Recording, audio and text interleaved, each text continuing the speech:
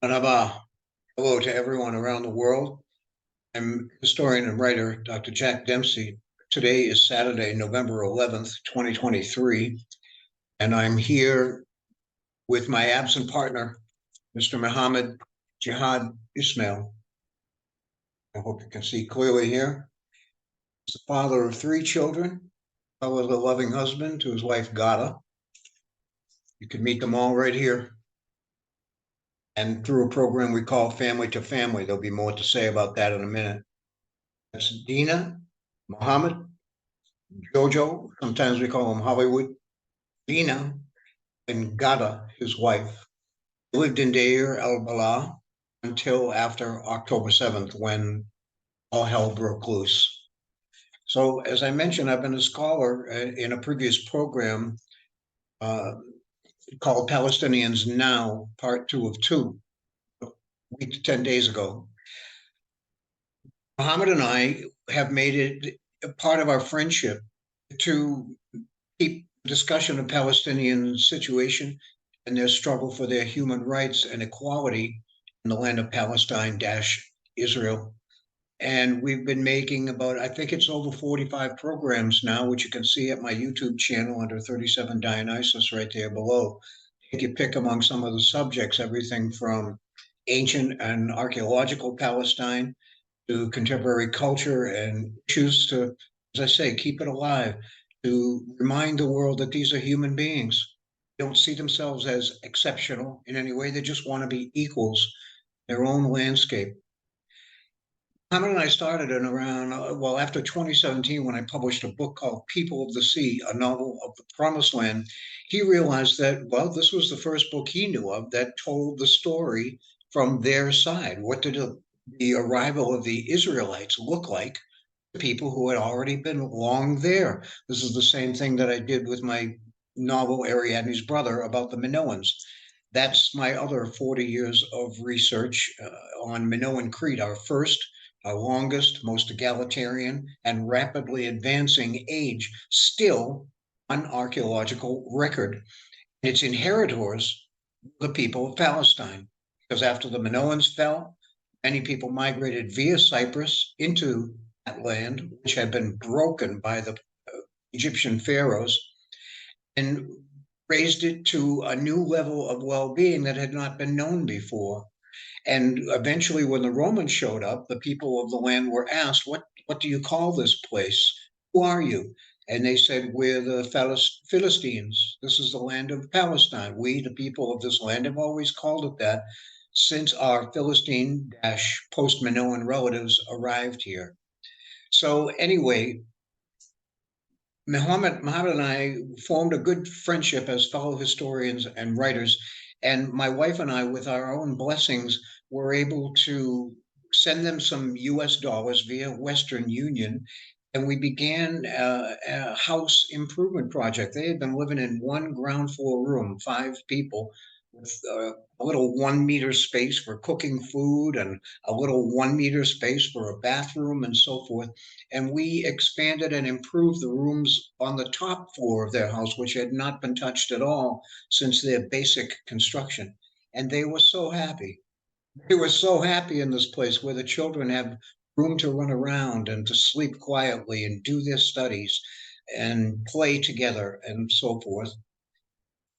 It's just been a very rewarding project, and I hope you'll catch the references later when I tell you how you can participate in that, reach right into their suffering and get to know Palestinian people directly. It's been the most powerful relationship of my life, I think. And well, I don't mean to brag, but that's saying a lot. Now, one of the things that's most struck me is that for all the time that we've spent talking, they have never used a word of hate, never used a word of hatred. In fact, the very opposite is something we've seen across the Palestinian territories over this 75 years of ethnic cleansing that began in 1948. Over the 5 years since the slaughter of their peaceful marchers out of Gaza by laughing, cheering Israeli soldiers, shooting them to death, hundreds of them. Well, this great patience snapped on October 7th. Hamas, their tyrannous government for too long, in Gaza, where the people have no vote, no say in their policy. We'll get to those tyrannies as well. Hamas attacked on October 7th, as all the world knows. 1,400 Israeli people were killed, 5,000 at least of them injured. This is now the fifth week of that campaign of, well, collective punishment. I don't think I'm anything unusual in saying that because everybody is saying it. They're recognizing it as such. The death tolls that I have for Muhammad today are 11,225 Palestinians dead, more than half of them women and children, 27,992 injured, 99 relief workers for the UNRWA, the United Nations Relief Works Agency. 99 of them have been killed as, I guess, collateral damage. And most 70% of the population of Gaza, it's growing every day, have migrated, have been dislocated. Again, this is their second exile, their second Nakba from northern Gaza, where a terrible battle now rages in Gaza City. 70% of 2.3 million have been jammed into the southern end of Gaza, completely displaced. 317 hospitals have been attacked and healthcare facilities. This is Muhammad's latest information. Because many of them were observed to have tunnels underneath them. I guess the Israeli military is not aware that most hospitals have tunnels underneath them. They use them for supply, emergency exits, evacuation reasons, and so forth.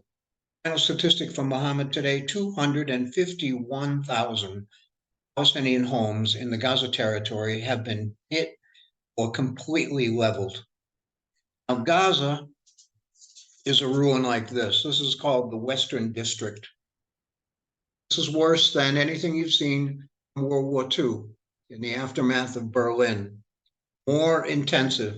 They've dropped the equivalent of 2 Hiroshima-sized bombs on the Gaza territory already, and it doesn't stop. Muhammad and his family decided to flee their house in Deir al-Balah when they saw this, like phosphorus burning in the courtyard next to their house. Don't have to explain to anybody how awful a weapon that is.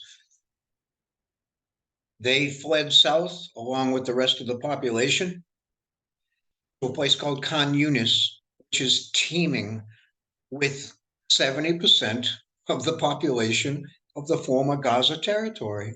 They've been squeezed into a space half the size and less of what they knew before, which was already crowded. Now, I want to review one other quick thing. In our last video, Palestinians Now, part 2 of 2, this is available at jackdempsey.writer.wordpress.com.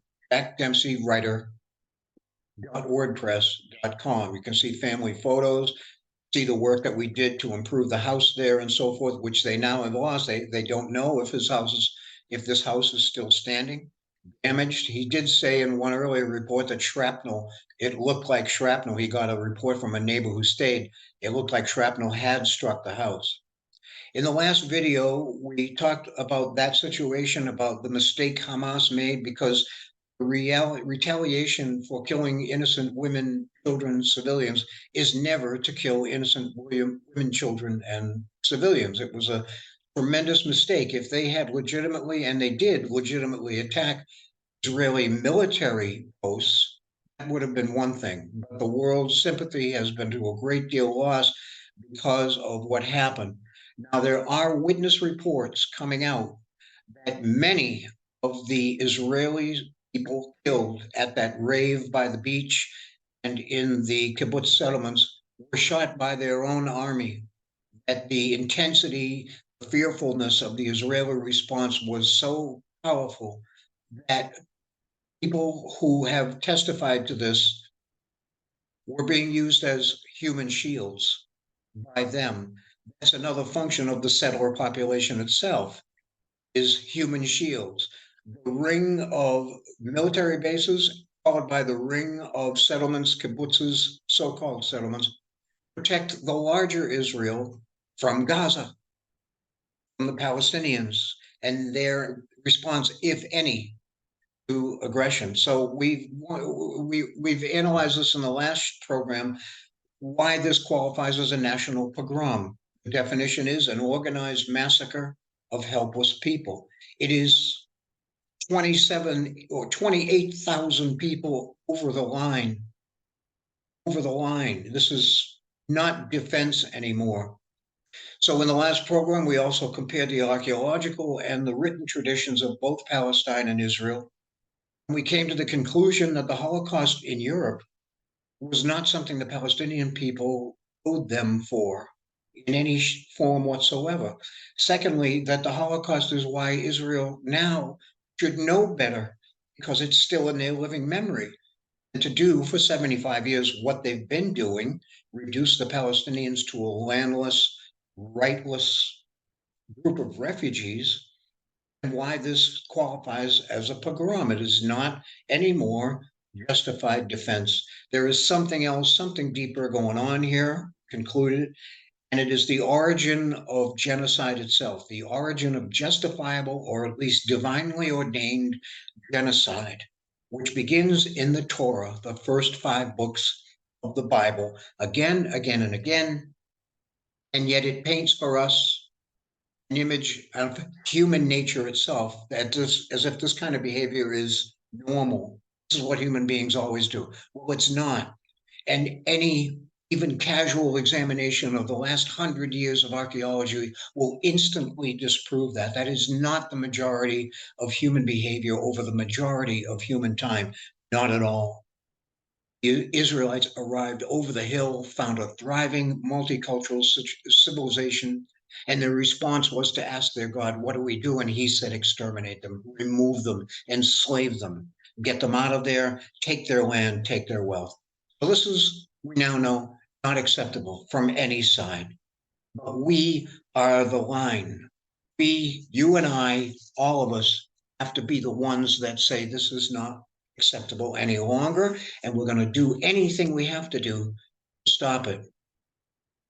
So with that speech, you'll forgive me, I'd like today to share with you something of Muhammad's pre-October 7th situation in Gaza along with his family. I'd like to share a few of his reports that I've had on Facebook Messenger from time to time from where they're sheltering in a former school building in Khan Yunis, the southern part of Gaza. And then as an honor to this man, his name is Salim al-Nafar. He's an elder poet, a good friend to Muhammad and I, and he is what Muhammad calls a wild adventurer. And I suppose he must be, because he stayed behind in Gaza City. He wants to stand by his home no matter what comes. And the prediction is from lots of military experts that the Israeli Defense Forces will simply kill anyone they find there. They are not going to take time and the risk to themselves to try to distinguish civilians from Hamas combatants. So before those 3 purposes, Muhammad's situation, there's reports on the shelter and the poetry that I'd like to share with you, and it's remarkable work. You're probably going to be asking, well, what can I do? There are 3 quick things. Write and become a pest for your own government. Demand changes in the policy that in any way support, justify, or even indifferent to Israeli apartheid situation. Practice, secondly, BDS. Boycott, divest from, and sanction anything that is produced in the occupied territories in Palestine. And third, what Muhammad and I call family to family. We just want you to know that even a bottle of aspirin against the chronic headaches they're all suffering from constant bombing would be like gold to them. Most inexpensive, but most appreciated thing that you could do directly. Right in the comments here below, there's full information, links. It's free. It's easy. You get to know Palestinians as personal friends as I have, and you can reach directly right into their situation with just a few US dollars, any amount you decide with them in your friendship. What do we need? We need sweaters for the children. You can't send them anything, not a book, not a sweater, not food, nothing. They're completely cut off from the world, and it's never been worse than it is now. So family to family, under the info below here is a direct way that you can get involved beside becoming a pest to your own government and practicing BDS. Now let me transpose, I don't know, I lost for a word there, Muhammad's situation before October 7th.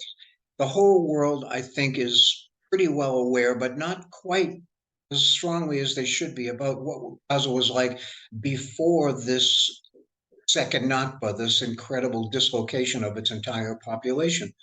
There was virtually no clean drinking water. Food was parceled out by Israel according to a dietary calendar that they figured should be enough to sustain them. Maybe 250 trucks a day were allowed in, and the math came down among 2.5 million people. About 12,000 people were supposed to be fed from one truck each day. Can't be done. It's a quiet form of genocide.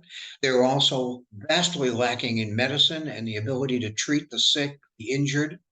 Their electricity was maybe 8 hours a day, greatly the fault of Hamas, their non-government, that was working with a 15 to 20-year-old power plant in Gaza. It was purchased secondhand from, I believe, Egypt, and it was from South Africa, excuse me. And it is projected to fail. It's probably complete rubble now, in fact. So one way or another, they're, I hope, down the road going to get a new one. And the Palestinians finally living in Gaza before October 7th were subject to 3 forms of taxes and or supercharges on any item they bought to be able to get through a day of life. They paid to Israel, they paid to the Palestinian Authority, they paid to Hamas, and even a bonus, they paid oligarchic taxes by force. This will cost you more than that. Even if they wanted to process their own olive oil from the 3 or 4 little trees that every family loved to maintain in their tradition. Hamas, a man from Hamas, was there with a gun at the olive press and said, well, you've got beautiful sacks of olives there, but if you want to have them pressed, you're going to have to pay us 150 US dollars.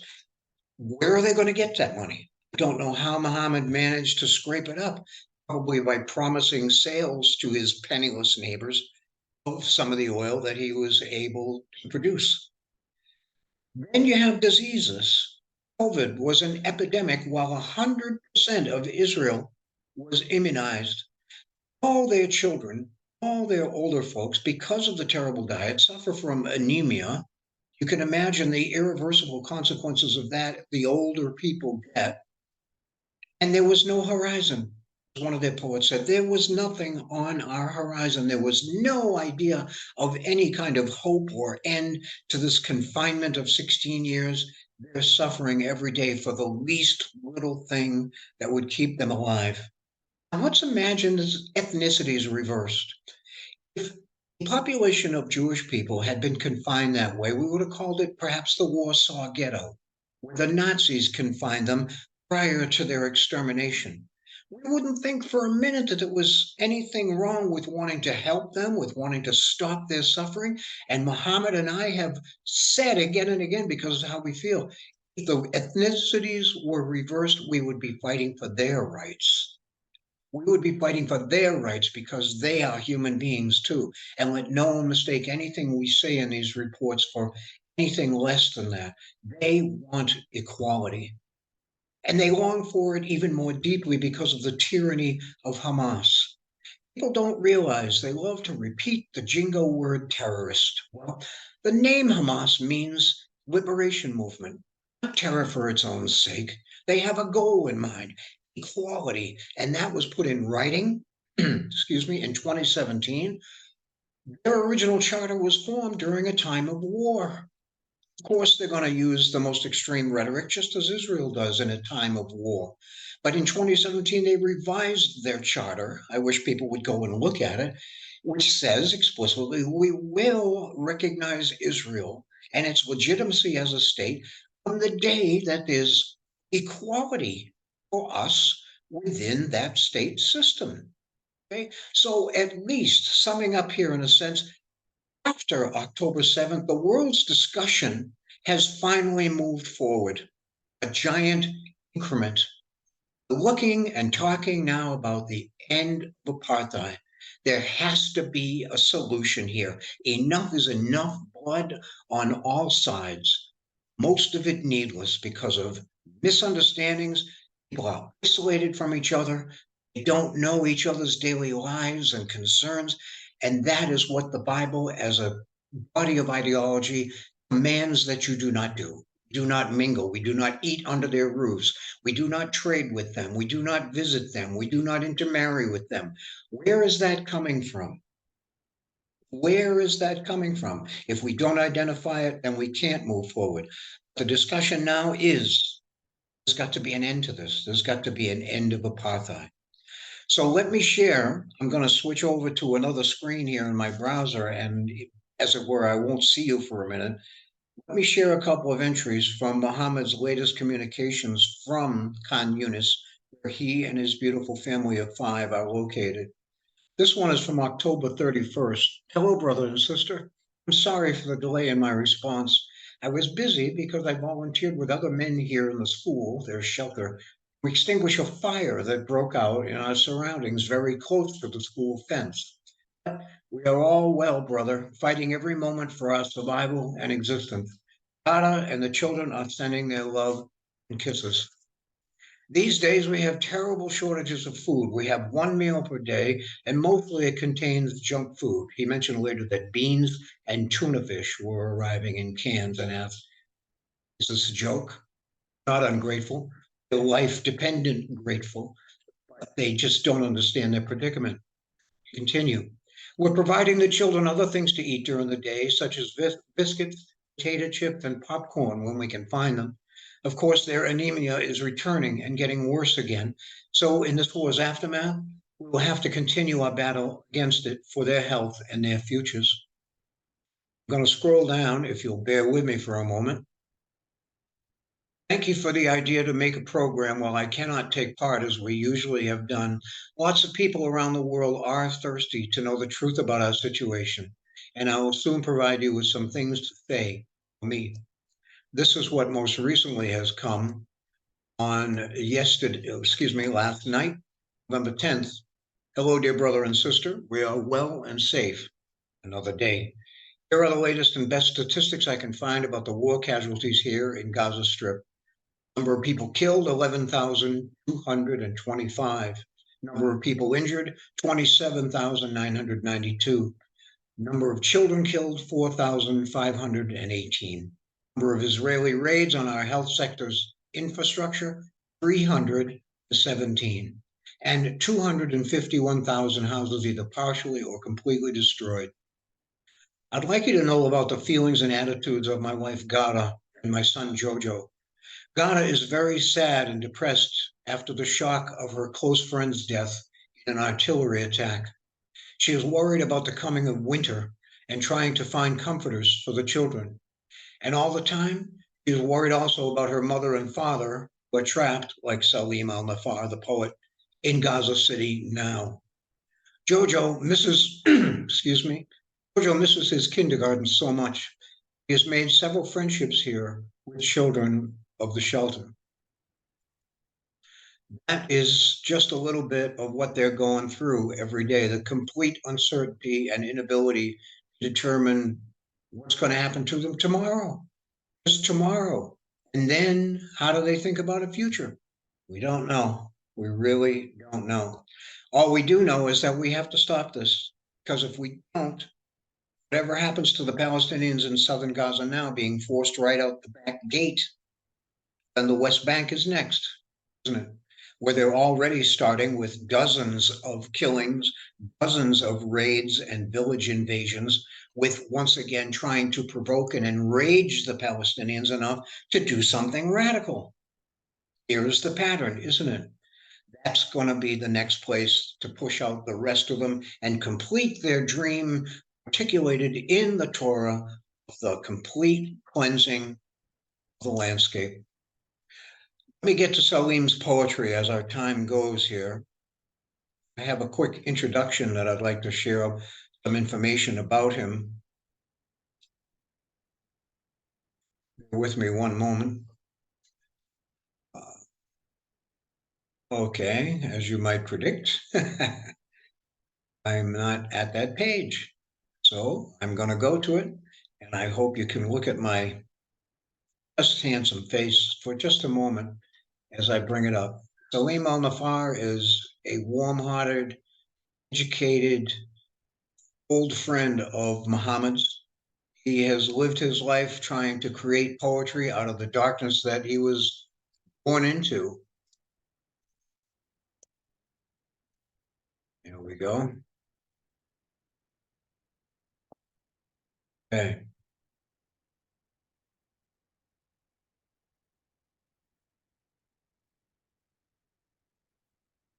Well, I said okay, but it still gives me another page in between. That's the hazard of the internet. Please bear with me 1 second. We are a two-string, low-budget operation, but we do our best. Here's the introduction to Salim. The sound of the Muslim muezzin, or call to prayer, resonates over the world, a voice dignified, solemn as an expressive lyric from a longing heart.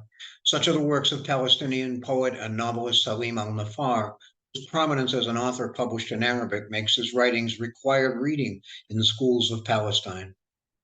Here, along with essential facts of his life and career, are three sample works. I'm going to read you two of them. I think I only have time for those. Born in 1963 into the crude conditions of a refugee camp near Gaza City, Salim was hardly of walking age when the aftermath of the 1967 war with Israel forced his family to migrate to another camp of desperation called Al-Ramul near Latakia in Syria. His word for that boyhood is melancholy, and it ended at age 10 when his father passed away there, making Salim the family man most responsible for his mother, brother, and sisters. Literature and poetry were his solace. He began writing lyrics in high school and then studied Arabic literature at Prishtin University. After first seeking out any available stage for reciting his poems, Jafar soon began placing them in Arabic journals and newspapers. As he began a family of his own, his literary reputation grew, and after the 1994 founding of the Palestinian Authority, Nafar returned with his family to live in Gaza. He still lives and writes there, right up till today, through the combat, publishing new critically recognized volumes of poems, novels, for example, Nights of Latakia, and an autobiography called Little Memory of Happiness, working also as an editor for a range of Arabic journals and magazines. He says, generations of my family have endured the needless poverty of apartheid. From that, I sometimes think of our despair. Maybe people like my work because even so, it never gives in to hatred or calls for violence. This first lyric of his is called simply Life. Knives might eat what remains of my ribs. Machines might smash what remains of stones. Life is coming, for that is its way, creating life even for us. I somehow have no doubt that that's exactly how, in the core of their suffering hearts today, Palestinians feel in the south of Gaza. He seems to reach right into their hearts every time he writes. This is another one called Departure, and it's probably at least 5 years old. Earth is yawning, spreading her wings. Soldiers are battling. Siege comes closer. Mirrors will go extinct. Soldiers will depart without one word. I've often wondered since I first read that what he means by mirrors become extinct. And I think I know now in the light of what they've been going through.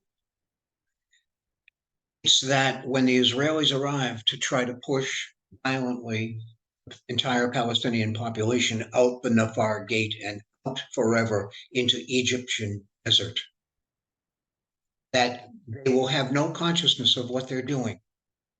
They will believe entirely in their cause, in their righteousness. Where does that righteousness, that certainty come from? Each of us imagines God as an ethical force in our lives, I believe. Well, this is theirs in practice. It's as simple as that. So to close here, thanking you very much for your patience, for your listening, and for your further action. practicing BDS, becoming a pest to your government to change the policy, and maybe at least looking into here below, family to family. I thank you on behalf of Muhammad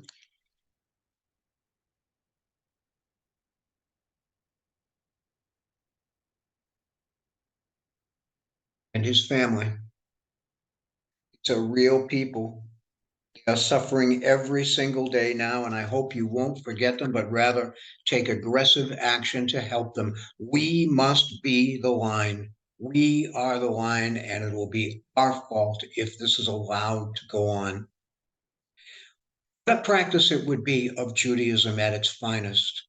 A verb that Richard Ben Cramer, an Israeli writer, came up with, lakshot, which means to interrogate the truth no matter where it leads you, to find out the cause of a problem and the solution thereto, no matter where it leads you. That kind of courage, that kind of integrity. Well, that's what is being demanded of Israel now. I really believe that's the core issue of the whole world's message to them. Realize what was done to you. Realize from the Holocaust in Europe that you should know better now. You must know better now. It's not enough to wear a star. We have to live by that motto of never again for anyone.